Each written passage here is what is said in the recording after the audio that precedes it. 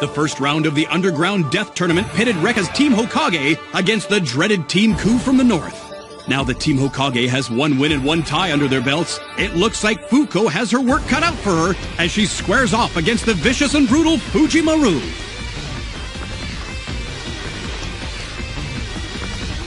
It's time to start the strip show! Isang pagsubok sa kapangyarihan ng Fuji.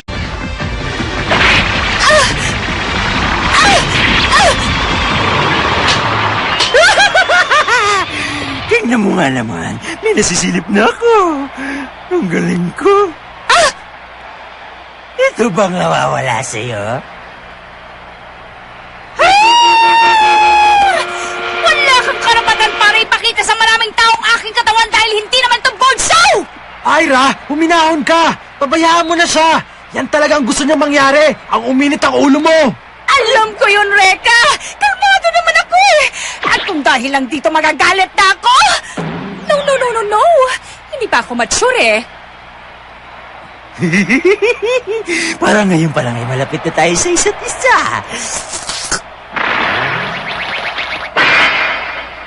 Pagpapayaran mo itong ginawa mo! Kasasabi niya lang na magiging mahinahon siya sa harap ng kalaban, pero ano nangyari? Etong tikman mo, Fujin!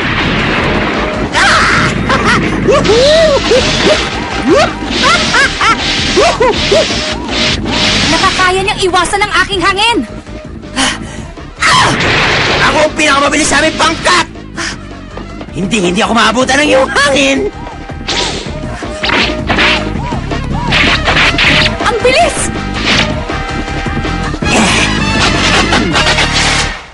Wow! Ba't di mo naman sinabi sa akin? Nakakasilaw pala sa ganda yung mga binti mo.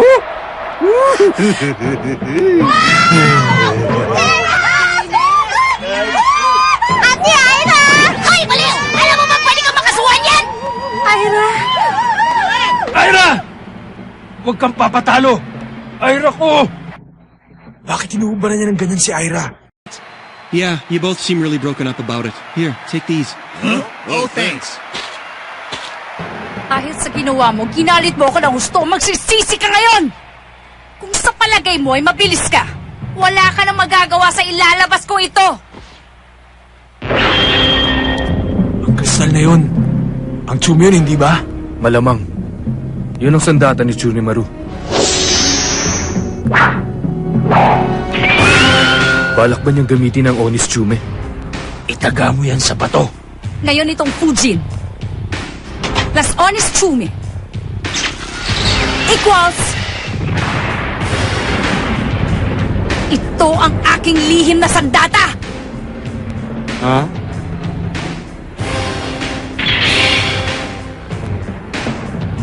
Ito ang Kasino Chumi! Ang hagupit ng hangin! Kaya palang magsama ng Fujin at ng Onis Chume. Pero paano nangyari yun? Sandali lang, Miss Kagero! Ba't nawawala nga pala yung kristal sa gitna nitong binigay mong Fujin? Hindi ba yung kristal ang hangin? Nang matagpuan ko ang Fujin, ang pangunahing kristal ay hindi nakasama. Inalis na ito marahil lang gumawa at hindi na natin alam ang dahilan. Isipin mo na lang na kahit kulang, ang iyong Fujin pa rin ang isa sa pinakamakapangyarihang sandata ng Hokage. At ang natitira pang 4 na kristal ay kaya ring tawagin ng kapangyarihan ng hangin. Pero ibig sabihin nun, hindi masasagad sa 100% ang lakas ng Fujin. Naaalala niyo ba nung una niyong binigay itong Fujin sa akin, may kasama itong kristal sa gitna? Pwede ko pa bang gamitin yon, Miss Kagero? Hindi na, Ira. Ang kristal na yon ay ginamit ko lamang upang makontrol ko ang iyong pag-iisip. Ganun ba? Eh di, pwede ko ring lagyan ng kahit anong kristal ito. Kahanga-hanga.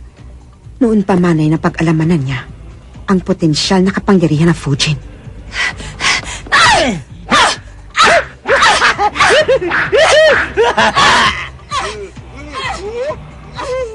Sabihin mo nga, Raiha, talaga bang mahalaga para sa'yo ang kanyang Fujin? Oo.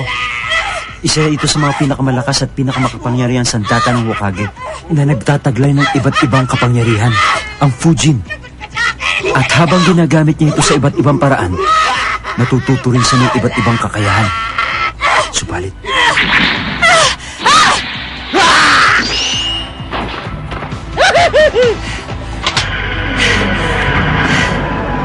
Hanggang dyan na lang ba ang kaya mo? Napakayabang talaga magsalita niyang si Fujimaru. Hindi porket bago ang sandata ni Aira, hindi na niya kayang kontrolin ito. Alam mo, kahit na gaano pa kalakas ang mahiwagang sandatang yan, baliwala naman yan sa akin. Ngayon, sa larong ito, ako naman ang taya!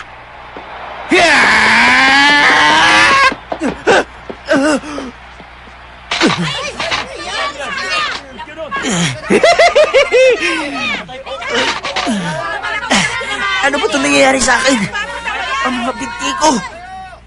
May problema ba yung mga binti mo? Ano ba? Naiinip na ako! Kanina pa ako nakatayo!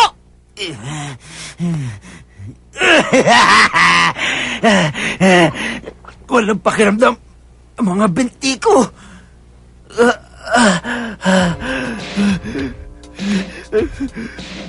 Anong nangyari? Hindi ko naman siya nakitang nasugatan. Dahil yun sa hangin. Hangin? Oo. Nang pinagsama niya ang kapangyarihan ng dalawang mahiwagang sandata, parang hagupit ng latigo ang kanyang hangin. At yun ang humigop ng lakas ni Fujimaru nang hindi niya namamalayan.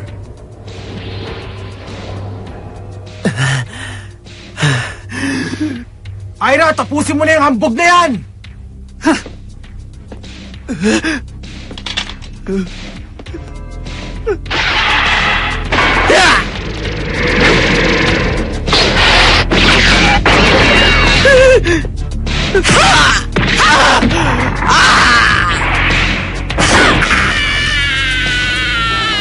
Tapos na ang laban. Ayos! Magbabayad ka ng kasalanan mo sa aming mga kababaihan! Uunahin kong lumpuhin yung mga binti mo! Wag! Patawarin mo ako! Alam ko naman eh. Alam ko naging napakasama ako sa'yo. Aminin ko na, ako ang pinakamahina sa buong pangkat namin. Maliwala na ako ngayong hindi ko na magamit ang aking mga binti. Wala rin ako sa data. Kaya, pwede ba? Patawarin mo na ako! Nakakahiya ka! Para kang pulubi kong magmakaawa! Tama na, Fujimaru! Huwag mong dungisan ang ating dangal! Ang pangit mo umiyak! Papalitan ko na lang ang damit mo. Sige na naman. Patawarin mo na ako. Magdasal ka na!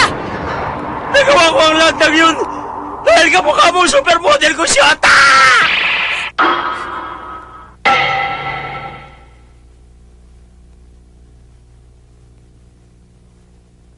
Bakit? Bakit hindi mo pa siya tapusin, Aira? Dahil, ang sabi niya, kamukha ko raw ang supermodel niyang girlfriend! Para yun lang?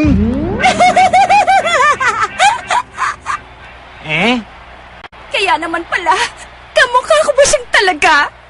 O sige, dahil tinawag mo akong supermodel at humingi ka naman ng tawad, pinapatawad na kita!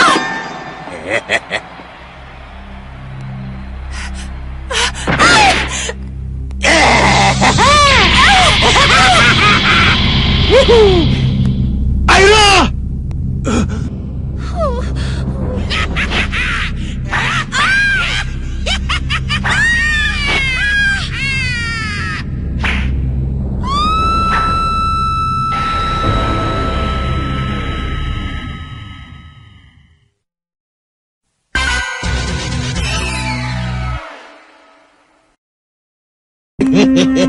Isang mangmang lang ang maniniwala sa mga sinabi ko kanina.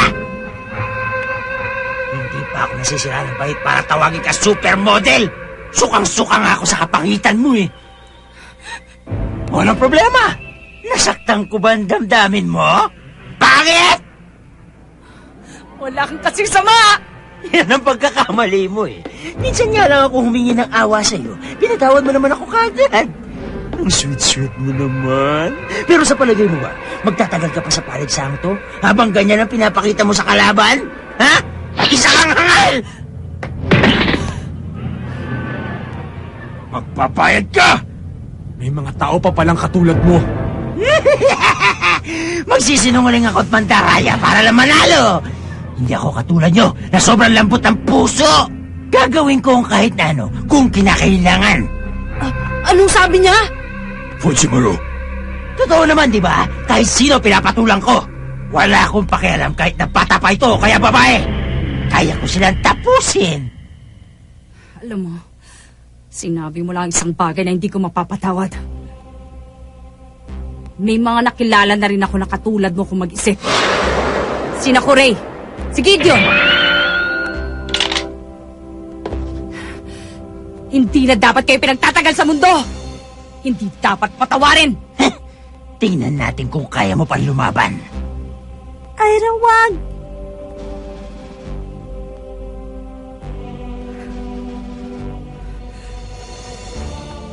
Cousin Chume, gusto kong matalo ang baliw na ito. Tulungan mo ko.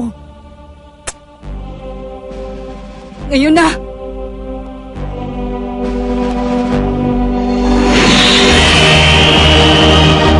Humiwala yung kasi ng Chume mula sa Fujin. Kaya palang gawin niyo ni Ira. At ngayon, inuutos ko sa'yo, Cousin Chume! Tapusin ang tampalasan yan! Flying nail!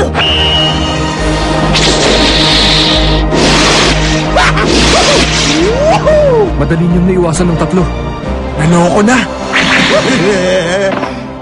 Anong masasabi mo ngayon, Miss Pangit? Ito na ang pinakihintay kong pagkakataon ang makita kang hubad. Tama-tama, dahil hubad ka rin mawawala ng buhay. Sitas kaya ako mag-umpisa? Hindi, mas maganda kung sa ibaba. Tama na!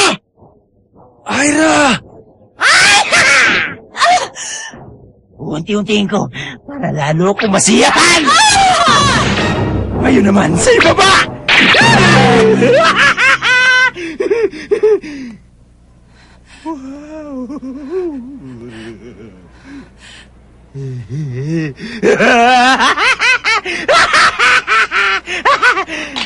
Gusto mo na ba sumuko, Miss Pangit? Pasensya ka na. Dapat pala binalaan na kita bago pa lang tayo magsimula. Pero ngayon, huli na lang!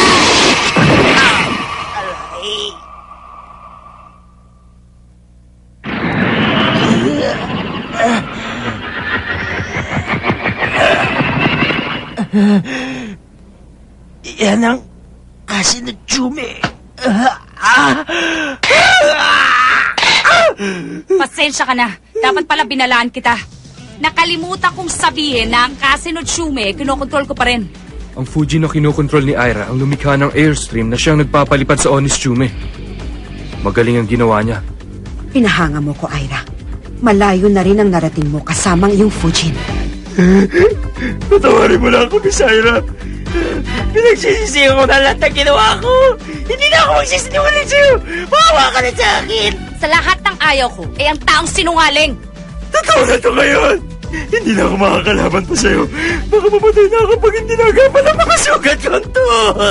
Depende sa isasagot mo kung patatawarin pa kita. Ngayon, mukha ba akong supermodel? O gaya na sinabi mo, pangit? Ikaw ang Diyos sa lahat na supermodel!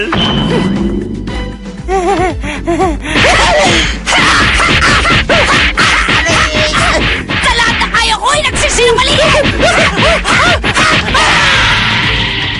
Sinayang mo lang ang binigay ko sa iyong huling pag-asa! Nakakatakot!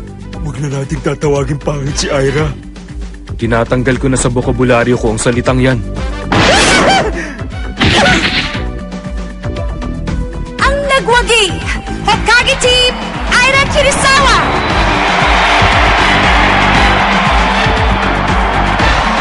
Ngayon, makinig kayong lahat sa akin! Pag meron pang nampastos sa amin gaya ng baliw na ito, ako na makakaharap ninyo! Huwag niyo nang subukan kung gaano ako kalakas! Hindi niyo na malalaman kung wala na kayong buhay! Ikaw ang idol ko, Ate Ira! Ang galing ng ginawa mo, Ira! Wala yun! Sisiulong sa akin yun! Ira, kaya mo yan! Alam kong hindi naging madali sa kanya manatiling nakatayo hanggat hindi bumabagsak ang kalaban. Sa ngayon, ang mahalaga, may dalawa na tayong panalo. Isa pang panalo at uusad na tayo sa susunod na laban. Simulan na natin ang susunod na laban para matapos na. Hoy, Kukay! Sino ba mga sinasabi mong malalakas na mandirigma? Ang kapal naman ng mukha mong sabihin yan. Hindi sila malakas kung ang estilo ng kanilang pakikipaglaban ay katulad kay Fujimaru. Pasensya ka na pero naasa lang talaga ako. Ang mabuti pa magsipaghanda na kayo para umuwi dahil tatapusin ko na sa labang ito ang inyong pangkat. Pinapangako ko yan sa inyong lahat. Ikinalulungkot ko na ganyan ang iyong nararamdaman. Pero sana mapaniwalaan mo ang sasabihin kong ito. Kailanman ay hindi namin naging layunin ng pumatay. Ang tunay na layunin namin ay makamit ang dalisay na lakas.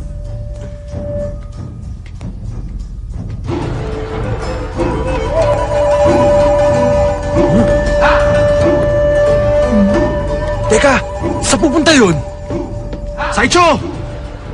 Nandun ang mga kakampi mo sa kabila! Huh? Bakit? Sana'y mapatawad mong ginawa sa'yo ni Fujimaru. Sana, magtiwala ka sa akin.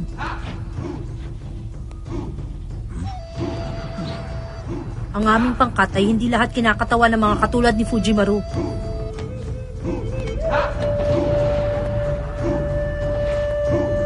Sana'y maniwala ka. Ang bait-bait niya talaga, no? Ano ka ba, Ira? Sino ba talaga kakampi mo? Tignan mo, ang bendang ito ay yari sa papel. Tama. Papel ang aking kapangyarihan. Dapat ang tawag sa'yo, batang origami. Kaya mo gumawa ng tagak sa papel? Narito.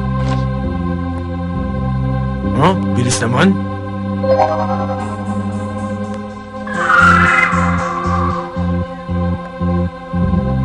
Ang papel na taga kay lumilipad. Ang gandang tignan. Wow! Ito ang hawak kong sandata. Ang Shikigami.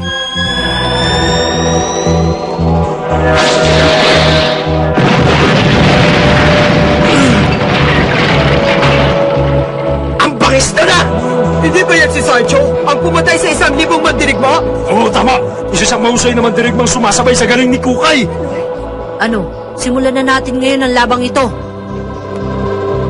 10 minuto. Sa loob ng 10 minuto ay matatalo kita. Ibang klase ka rin, ano? Ngayon, siguradong hindi na ako mababagot sa laban nating dalawa, di ba? Pero bago yan, ipapakita ko naman sa'yo ang sample ng aking kapangyarihan. Huwag mong gagawin yan, Reka. Huwag mong ipapaalam sa kalaban ng lakas mo. Wala tayo sa eskwela, kaya hindi mo na kailangan magpakita ang gilas pa. Kaya pala naaasar ako sa kanya. Ryuno N! Flame of Dragon! Second Dragon Nadare!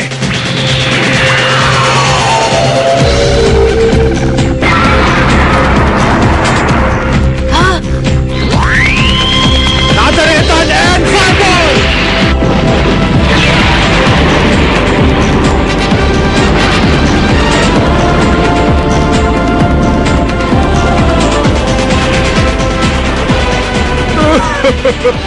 Nalaman din niyang nandito tayo at nanonood sa kanya. Good, Mr. Hanabishi. But tell me, are you challenging us or are you just showing off? That's just my way of saying hello. And to let you know that now's a good time for you all to get out of here. Well, aren't you full of pep? Now I'm a little impressed.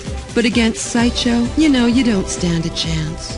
Shut up! You ain't seen nothing yet, believe me. So just sit down, be quiet, and maybe you'll learn something. Ngayon, sisimulan na natin ang laban sa ika-4 na round. Lumayo muna kayo sa isa't isa. Mula sa Ku si Saicho! At sa Hokage si Reka Hanabishi! Mag-iingat ka. Sige, Reka. Ipakita mo sa akin ngayon kung gaano nakalakas ang taglay na apoy. Ngayon, ang ika-4 na